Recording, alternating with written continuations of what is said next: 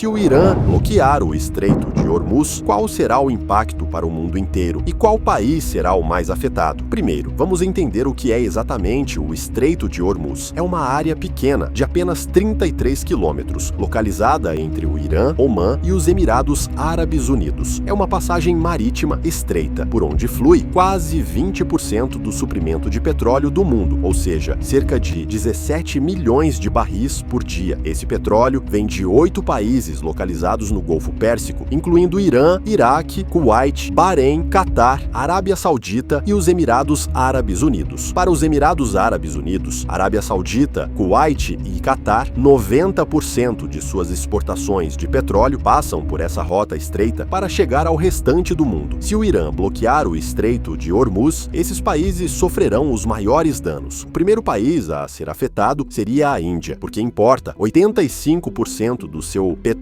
e 60% disso vem de países do Oriente Médio como Iraque, Arábia Saudita, Kuwait e os Emirados Árabes Unidos. Os preços dos combustíveis na Índia disparariam e, como consequência, tudo relacionado ao petróleo e todas as indústrias enfrentariam uma grave interrupção. Indústrias poderiam ser fechadas, haveria perda de empregos e a economia seria severamente afetada. O segundo país mais afetado seria a China. A China é a maior importadora de petróleo do mundo, trazendo 10 milhões de barris de petróleo por dia. 40% das importações de petróleo da China passam por esse Estreito de Hormuz. Embora a China tenha construído oleodutos com a Rússia e a Ásia Central, eles não atendem nem a 20% das suas necessidades energéticas. Portanto, se o Estreito de Hormuz for bloqueado, a economia da China pode sofrer um golpe massivo. E se a economia da China for abalada, seus efeitos serão sentidos em todo o mundo. O terceiro país mais afetado seria o Japão, já que importa 90% do seu petróleo e 75% disso passa pelo Estreito de Hormuz. O quarto país mais afetado seria a Arábia Saudita. De 80% a 90% do petróleo saudita vai para o resto do mundo através do Estreito de Hormuz, enquanto apenas 10% segue para a Europa por meio da sua costa no Mar Vermelho. Portanto, se esse ponto de estrangulamento for bloqueado, a economia da Arábia Saudita será fortemente impactada. Imagine que um país perca, de repente, entre 80% e 90% de sua receita. O que aconteceria com ele? Algo semelhante poderia acontecer com a Arábia Saudita. Há também uma grande chance de que a Arábia Saudita envie suas forças armadas para reabrir a rota, o que poderia piorar ainda mais a situação. O quinto é o Paquistão, que obtém cerca de 90% do seu petróleo através do Estreito de Hormuz. Esse petróleo supre aproximadamente 27%